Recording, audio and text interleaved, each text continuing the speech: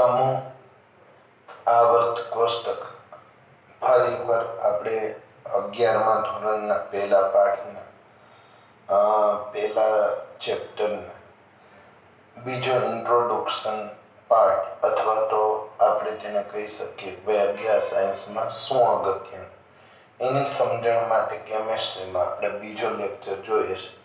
તો ધોરણ 11 કેમેસ્ટ્રી પણ પ્રાથમિક માહિતી.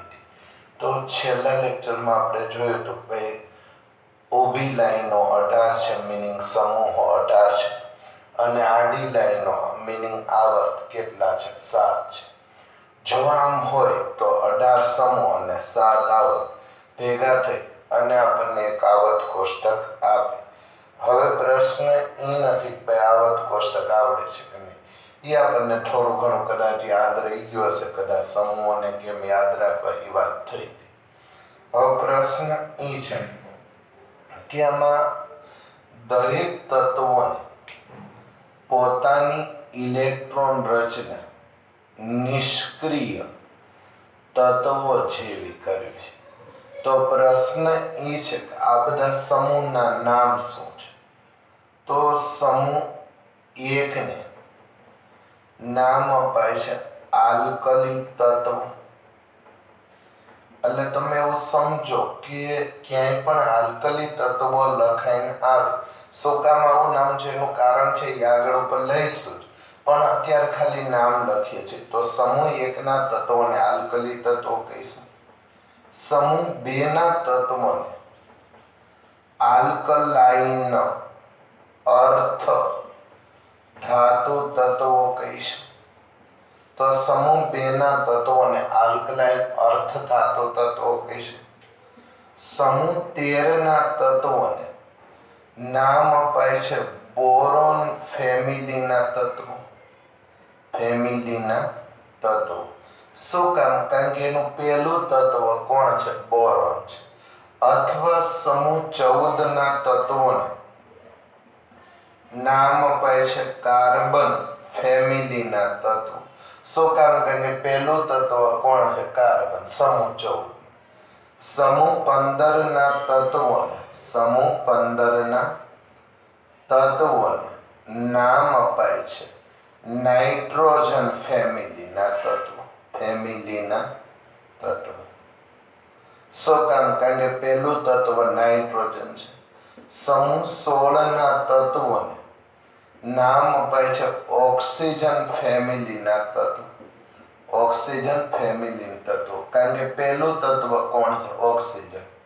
સમૂહ 17 ના તત્વોને નામ અપાય છે હેલોજન ફેમિલીના તત્વો. ઘણી બધી બુકમાં ઓક્સિજન ફેમિલી અને સાથે સાથે નામ અપાય સમૂહ 16 માટે ચાલ્કોજન.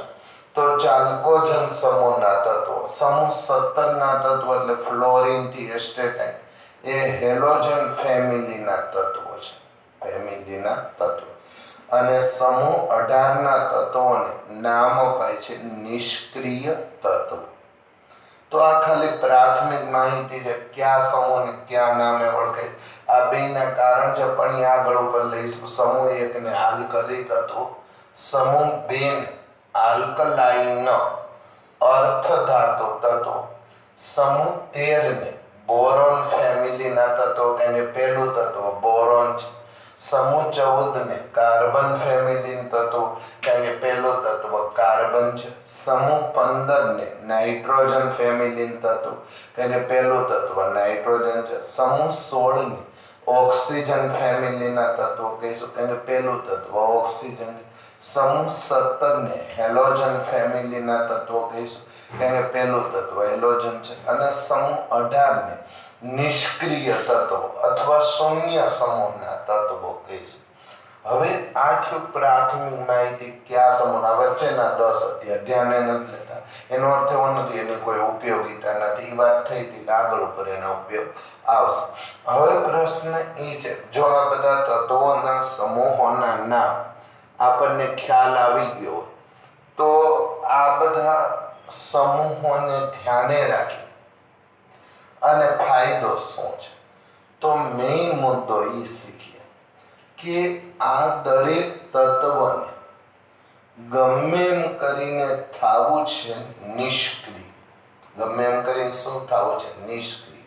એટલે helium, neon, argon, krypton, xenon, radon થવું. ઓગ્નેશન ધ્યાને લઈશું ને 118, પણ છેલ્લી લાઈન આપણે ધ્યાને લેતા નથી. તો દરેક તત્વને કાં તો ઇલેક્ટ્રોન મેળવીને કાં તો ઇલેક્ટ્રોન ગુમાવીને કેવું થવું છે? નિષ્ક્રિય તત્વ જેવી ઇલેક્ટ્રોન રચના મેળવવી છે.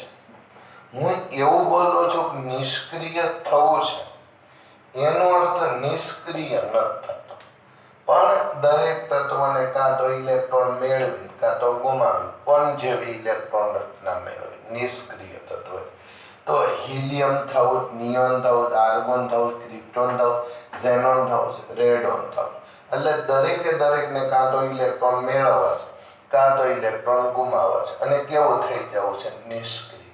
તો દરેકને નિષ્ક્રિય થવું છે. નિષ્ક્રિય થવું એટલે એનો અર્થ એવો નથી કે ભાઈ લિથિયમ હિલિયમ બની જાય કે લિથિયમ નિયોન બની જાય, પણ એવું સમજવાનું કે એની ઇલેક્ટ્રોન રચના કોણ જેવી થવી જોઈએ? તો કે નિષ્ક્રિય તત્વ જેવી થવી જોઈએ. તો અને તો જ આ વસ્તુ શક્ય બને. તો દરેક તત્વ કાં તો ઇલેક્ટ્રોન મેળવી અને કાં તો ઇલેક્ટ્રોન ગુમાવી નિષ્ક્રિય તત્વ જેવી ઇલેક્ટ્રોન રચના પ્રાપ્ત કરવા માંગે છે. શું કામ એવી ઇલેક્ટ્રોન રચના થવું છે? કારણ કે દરેકને helium, neon, argon, krypton, xenon, radon થવું છે. એટલે દરેકને નિષ્ક્રિય થવું. જો દરેકને નિષ્ક્રિય થવું, તો હવે માની લો કે મારી પાસે સમૂહ 1 ના તત્વો છે. તો જો મારી પાસે સમૂહ 1 ના તત્વો હોય તો એ તત્વોને નિષ્ક્રિય થવું છે. એટલે કેવું થવું? સમૂહ 18 ના તત્વો જેવું. એટલે સમૂહ 18 જેવું નહીં, પણ આમ લખીએ કે ઇલેક્ટ્રોન રચનાની રીતે એમાં ઇલેક્ટ્રોન કેટલા થઈ જવા જોઈએ? નિષ્ક્રિય. તો હાઇડ્રોજનને બાદ કરી અને હું લખું તો લિથિયમ 3. તો એની પાસે 2 વિકલ્પ છે. કાં તો હિલિયમ 2 બને કાં તો નિયોન 10 બને. પહેલો મુદ્દો સમજીએ કે ધારો કે હિલિયમ 2 બને તો 3 માંથી લિથિયમ 3 છે, 3 માંથી 2 બનવા માટે એને 1 ઇલેક્ટ્રોન ગુમાવવું પડે. તો જેટલા ગુમાવે એટલા પ્લસ. તો 1 ઇલેક્ટ્રોન ગુમાવે છે તો 1 પ્લસ થયો. તો એક નોંધ લખી નાખી. જેટલા ઇલેક્ટ્રોન મેળવે એટલા નેગેટિવ અને જેટલા ઇલેક્ટ્રોન ગુમાવે એટલા શું સમજવાનું? પોઝિટિવ. તો 1 ઇલેક્ટ્રોન ગુમાવ્યો તો લિથિયમ ઉપર ચાર્જ એટલે વીજભાર એટલે સંયોજકતા કેટલી આવે? પ્લસ. હવે માની લો કે એને નિયોન 10 થયું તો આમાં 7 મેળવવા પડે. જેટલા મેળવે એટલા -7 મેળવવા પડે. મેળવવા એટલે માઇનસ, ગુમાવવા એટલે પ્લસ. તો તમારા મતે 1 ગુમાવવો વધારે ફાયદાકારક છે કે 7 મેળવવા? તો 100% 7 મેળવવા એ નુકસાનીનો મુદ્દો છે. અને અમે ગુજરાતીઓ વ્યવસાયમાં ફાયદારૂપ જ કામ કરતા હોય. તો 1 ગુમાવે તો લિથિયમ 1 ગુમાવી અને શું બનવા માંગે? હિલિયમ. ચલો હજી એક સોડિયમ 11. 2 વિકલ્પ છે. કાં તો આર્ગોન 18 થાવ કાં તો શું થવું? તો કે નિયોન 10. જો નિયોન 10 થાય તો 1 ગુમાવે તો એના ઉપર +1. જો આર્ગોન 18 થાય તો 7 મેળવે અને એના ઉપર -7. તમારા મતે 1 ગુમાવવો સરળ કે 7 મેળવવો? તો 1 ગુમાવો. પરિણામે એના ઉપર કેવો વીજભાર આવશે? +1. પોટેશિયમ 19 હવે ડાયરેક્ટ કરી તો કાં તો 18 થાવું કાં તો 36. 18 થવા માટે 19 ને 1 જ ગુમાવવો પડે તો પોટેશિયમ 1 ગુમાવશે અને કેવો બની જાય? આર્ગોન 18. રૂબિડિયમ 37. 37 1 ગુમાવે એટલે ક્રિપ્ટોન 36. હું એવું નથી બોલતો કે 37 રૂબિડિયમ ક્રિપ્ટોન 36 બની જાય, ના, એવું શક્ય નથી. પણ ઇલેક્ટ્રોન રચનાની રીતે જો 37 ઇલેક્ટ્રોન ધરાવતો રૂબિડિયમ 1 ઇલેક્ટ્રોન ગુમાવી દે તો ક્રિપ્ટોન કેવો બની જાય? 36.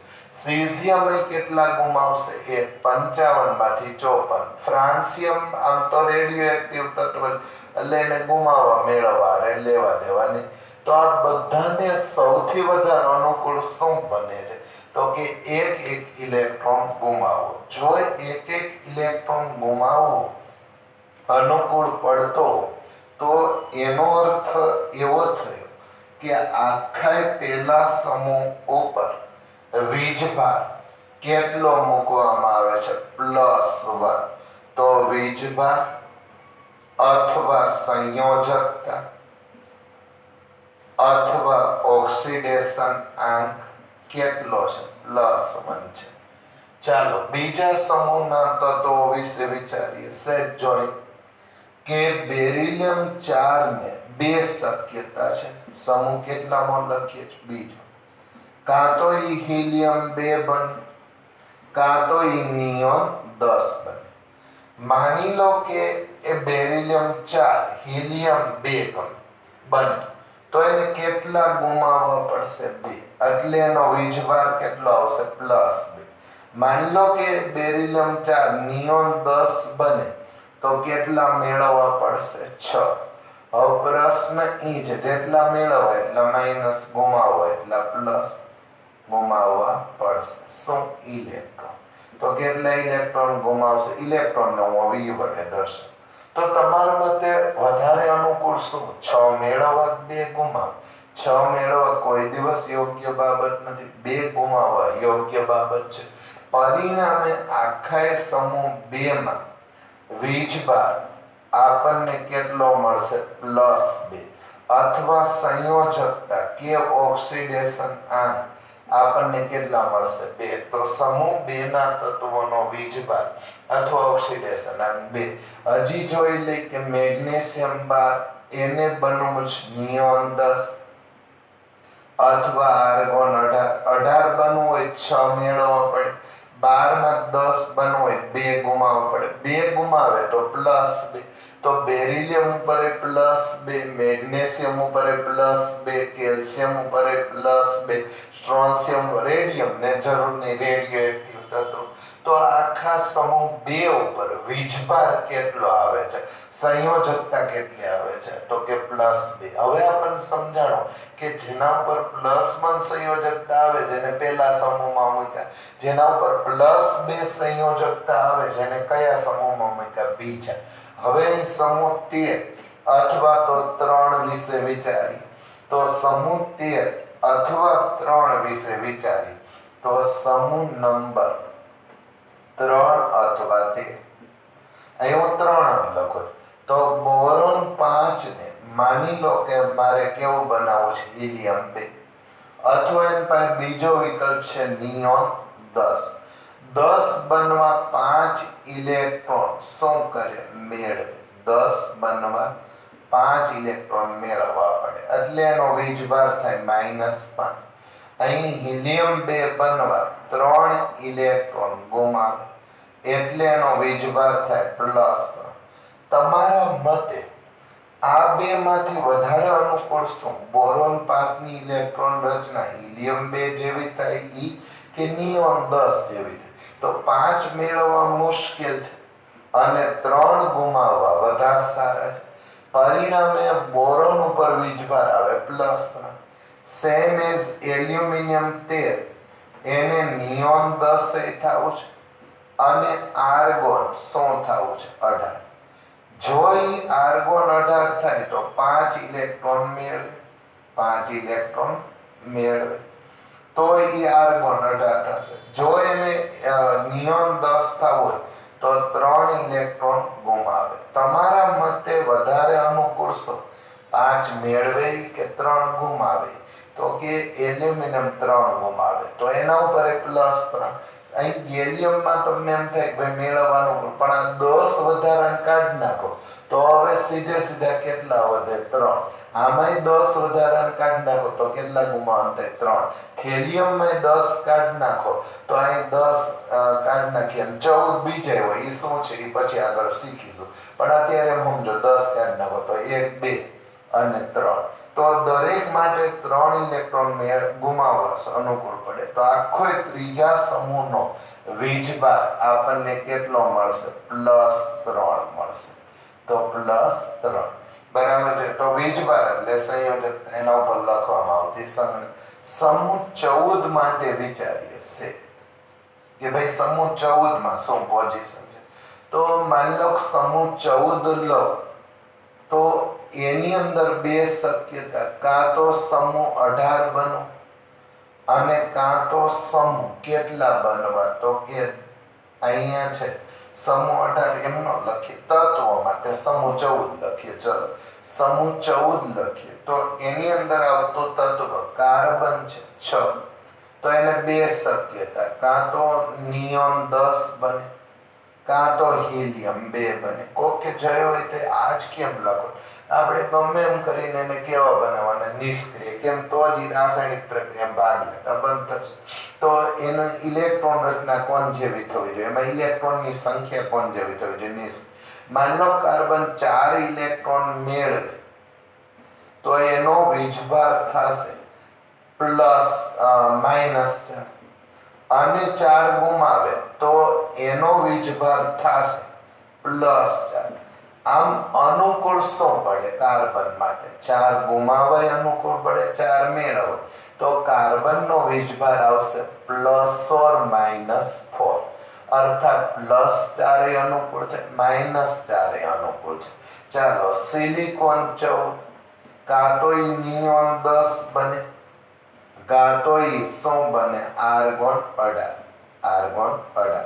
અનુકૂળ શું પડે? 4 મેળવે તો -4 ઇલેક્ટ્રોન મેળવે તો -4 ગુમાવે તો +4 ગુમાવે તો +4. હવે બેમાંથી વધારે અનુકૂળ શું પડે? 4 મેળવવા 4 ગુમાવવા તો 100% સિલિકોન +4 વીજભાર મેળવે અને -4 મેળવે. તો આખો આ જર્મેનિયમમાં 1, 2, 3 અને 4, 1, 2, 3 અને 4. તો 4 મેળવે કે ગુમાવે? 1, 2, 3 અને 4. તો નિષ્ક્રિય થવાય. તો આખી સમૂહ 14 નો વીજભાર આવ્યો +4. તો +4 શું કામ? 4 ગુમાવે છે. -4 શું કામ? 4 મેળવે છે એટલે. તો બે કેસમાં વીજભાર આવો થશે. હવે તમને ધીમે ધીમે સમજાતું હશે કે ભાઈ આ વીજભાર નો શું ઉપયોગ છે. તો અહીં આગળ ઉપર આપણે જોશું ભાઈ આ વીજભાર શું કામ કરીએ. સમૂહ નંબર 15. ચાલો તો નાઇટ્રોજન 7, 2 વિકલ્પ, હિલિયમ 2 અને નિયોન 10. તમારા મતે આ બે જેટલી ઇલેક્ટ્રોન રચના નાઇટ્રોજનને મેળવી, 7 ને 10 જેટલા ઇલેક્ટ્રોન મેળવે, 3 ઇલેક્ટ્રોન મેળવે. 3 મેળવે તો એનો વીજભાર થાય -3. નાઇટ્રોજન 7 ને હિલિયમ 2 બનો તો 5 ઇલેક્ટ્રોન ગુમાવે તો એનો વીજભાર થાય +5. તો એક જ નાઇટ્રોજન માટે 2 શક્યતા, કાં તો 3 મેળવે અને કાં તો 5 ગુમાવે. વધારે સસ્તું શું પડે? ગુમાવવાની વાત ખોટી છે, કેમ કે 5 ગુમાવવા પડે. એમ કરતા 3 મેળવવા સસ્તા, તો -3. ફોસ્ફરસ 15 માટે વિચારી, કાં તો આર્ગોન 18 થશે કાં તો નિયોન 10.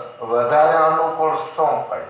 તો 5 ઇલેક્ટ્રોન શું કરવા? ગુમાવવા. 3 ઇલેક્ટ્રોન 15, અહીંયા મારે ભૂલ થઈ છે, અહીંયા મારે લખવું જોઈએ આર્ગોન 18, અહીં લખવું જોઈએ નિયોન 10. ચાલો 15 ને 18 થવું તો કેટલા ઇલેક્ટ્રોન મેળવવા પડશે? 3 ઇલેક્ટ્રોન મેળવે. 3 ઇલેક્ટ્રોન મેળવે તો એનો વીજભાર થાય -3. 15 ને 10 થવું તો 5 ઇલેક્ટ્રોન શું કરવા પડે? ગુમાવે. તો શું થઈ જાય? 10. તો આખે 15માં સમૂહનો વીજભાર -3 -3 -3 -3. તો એનો અર્થ એવો થયો કે આ આખાનો વીજભાર -3 મળે છે. કયા સમૂહમાં? 15માં, નાઇટ્રોજન ફેમિલી.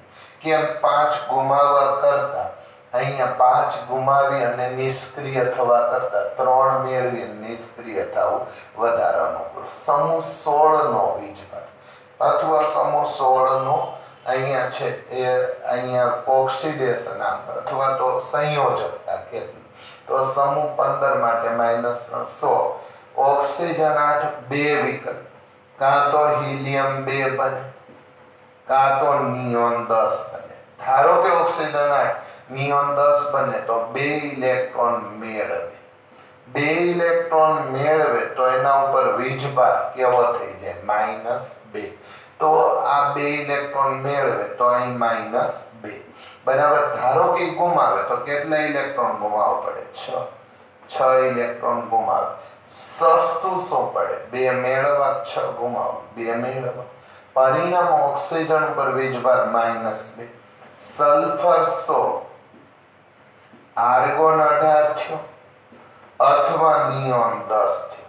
16 ને 18 થવું છે તો 2 ઇલેક્ટ્રોન મેળવે તો વધારે સારું. 6 ઇલેક્ટ્રોન ગુમાવે એના કરતા અહીં 6 ઇલેક્ટ્રોન ગુમાવે તો એ થોડુંક મોંઘું પડે. પરિણામ આ શક્ય નથી. 2 ઇલેક્ટ્રોન ઓક્સિજન 8 ને 2 10 આમ બોલીએ. સલ્ફર 16 ને 2 18, સિલેનિયમ 34 ને 2 36, ટેલ્યુરિયમ 2 મેળવીને 52 ને 2 54, પોલોનિયમ 84 2 મેળવીને રેડોન 86. તો આખા ઉપર વીજભાર કેટલો? -2 -2 -2 તો આખા સમૂહ 16 ઉપર વીજભાર -2 આવશે. આ માત્ર પ્રાઇમરી માહિતી છે કે કોઈ પણ સમૂહના તત્વો ઉપર શું વીજભાર આવી શકે અથવા શું સંયોજકતા શક્ય બને. હવે સમૂહ 17 નું વિચારી તો સમૂહ 17 માટે આવું વિચારી કે ભાઈ ફ્લોરિન તો એના માટે 2 વિકલ્પ છે. કાં તો એ હિલિયમ 2 બને કાં તો એ નિયોન 10 બને. ધારો કે ફ્લોરિન 9 નિયોન 10 બને તો 1 ઇલેક્ટ્રોન મેળવે અને એનો વીજભાર આવશે -1. ધારો કે ફ્લોરિન 9 હિલિયમ 2 બને તો 7 ઇલેક્ટ્રોન ગુમાવે તો એનો વીજભાર આવશે આપણને પ્લસ. અનુકૂળ શું પડે? તો 1 ઇલેક્ટ્રોન મેળવો કારણ કે 9 ને 10 થઈ તો અનુકૂળ બાબત નથી. તો ફ્લોરિન ઉપર વીજભાર આવશે -1. ક્લોરીન ઉપર વીજભાર કેટલો આવશે? 17 છે. કાં તો એ આર્ગોન 18 બને કાં તો એ શું બનશે? નિયોન 10. અનુકૂળ શું બને? 1 ઇલેક્ટ્રોન મેળવવો એટલે -1. તો ક્લોરીન ઉપર એ -1. બ્રોમિન 35 36 બને -1. આયોડિન 53 54 બને. એસ્ટેટાઇન રેડિયો એક્ટિવ છે, આપણે બહુ ધ્યાને લઈશું નહીં. રેડિયો એક્ટિવ માટે વીજભાર બહુ મહત્વ. તો સમૂહ 17 માટે વીજભાર આવી ગયો કેટલો? -1. હવે નિયોન આર્ગોન ને શું બનવું? નથી એને ઇલેક્ટ્રોન મેળવવા, નથી એને ગુમાવવા, એટલે એનો વીજભાર આવ્યો 0. એટલે એને શૂન્ય સમૂહના તત્વો પણ કહેવાય. તો ફરી એકવાર દરેક સમૂહનો વીજભાર. હવે તમારી ડ્યુટી શું છે? તમારું કામ શું છે? તમને પહેલા સમૂહનો વીજભાર આવડવો જોઈએ +1, બીજા સમૂહનો વીજભાર આવડવો જોઈએ +2, ત્રીજા સમૂહનો વીજભાર આવડવો જોઈએ +3, ચોથા સમૂહનો વીજભાર આવડવો જોઈએ +or -1, પાંચમા સમૂહનો વીજભાર આવડવો જોઈએ -3, છઠ્ઠા અથવા 16મા સમૂહનો વીજભાર આવડવો જોઈએ -2, 17માં -1 અને 18માં 0. હવે કોઈ કહેશે આ વીજભારનો ફાયદો શું? તો ફરી એકવાર હું લખી નાખું કે ભાઈ સમૂહ 1 છે તો વીજભાર +1, સમૂહ 2 છે તો વીજભાર +2, સમૂહ 3 છે અથવા 13 છે તો +3, સમૂહ 14 છે તો વીજભાર +or -4, સમૂહ 15 છે તો વીજભાર -3, સમૂહ 16 છે તો વીજભાર -2, સમૂહ 17 છે તો -1 અને સમૂહ 18 છે તો હંમેશા શૂન્ય વીજભાર આવે. હવે પ્રશ્ન એ છે ભાઈ આવું આપણે શીખીને ફાયદો છે તો મને કોઈ કહે કે ભાઈ રૂબિડિયમ ઉપર શું વીજભાર આવશે. જો મને એ ખબર પડી કે રૂબિડિયમ પહેલા સમૂહનો તત્વ છે તો હું બોલ દઈશ +1. જો મને કોઈ પૂછે કે સ્ટ્રોન્શિયમ 38 ઉપર શું વીજભાર તો મને ખબર પડી કે સ્ટ્રોન્શિયમ, એટલે મેં કાલે તત્વો આવત કોષ્ટકને યાદ રાખવાનું કીધું કે સમૂહ 2 છે તો સ્ટ્રોન્શિયમ સમૂહ 2 માં સ્ટ્રોન્શિયમ આવે તો +2. કોઈ મને પૂછે ગેલિયમનો વીજભાર કેટલો તો હું બોલીશ સમૂહ 3 માં આવે ઠીક છે વીજભાર કેટલો મળશે +3. કોઈ મને પૂછે સિલિકોનનો વીજભાર શું તો હું એમ કહીશ કે ±4 કે સમૂહ 14 માં આવે. 15 માં ફોસ્ફરસનો વીજભાર પૂછશે તો હું કહીશ કે -3. સલ્ફરનો વીજભાર પૂછશે 16 માં સમૂહ -2. 17 માં આયોડીન મને કોઈ પૂછશે તો હું લખીશ -1. Helium, neon, argon, krypton, xenon, રેડોનનો વીજભાર પૂછશે તો 0. જેનો વીજભાર પ્લસ છે એ બધા ઇલેક્ટ્રોન આપે છે અને આપે છે એટલે 8મા 9મા 10મા ધોરણના વિજ્ઞાન પ્રમાણે એ બધા ધાતુ તત્વો છે. તો આખા આવર્ત કોષ્ટકમાં ધાતુ તત્વો ક્યાં સુધી આવ્યું તો સેજ આપણે ચેક કરીએ તો સમૂહ 13 સુધીના બધા કેવા તત્વો ધાતુ તત્વો છે. તો આ આખો વિભાગ અહીંથી શરૂ કરી અને અહીં સુધીનો આખો વિભાગ એ કેવા તત્વો છે ધાતુ તત્વો છે. તો આ સમૂહ 1 2 વચ્ચેના 10 અને 13 આટલા બધા તત્વો ધાતુ તત્વો. સમૂહ 14 નું વિચારે કાર્બન ફેમિલી છે તો મેળવે છે ઇલેક્ટ્રોન, મેળવે પણ છે અને ઇલેક્ટ્રોન ગુમાવે પણ છે. એનો અર્થ એ બધા કેવા થયા અર્ધ ધાતુ તત્વો. અર્ધ શું કામ મેળવે છે એટલે અધાતુ છે, ગુમાવે છે એટલે ધાતુ. મેળવે ને ગુમાવે બે +or -4 તો ઈ અર્ધ ધાતુ. સમૂહ 15 16 અને 17 ના તત્વો ઇલેક્ટ્રોન મેળવે છે અને મેળવે છે એટલે પ્યોર કેવા થઈ જાય અધાતુ. તો આ બધા સમૂહ 15 16 અને 17 ના તત્વો અધાતુ. સમૂહ 18 વાળા શૂન્ય સમૂહના તત્વો. ફરી એકવાર સમૂહ 1 2 3 ઇલેક્ટ્રોન આપે ધાતુ.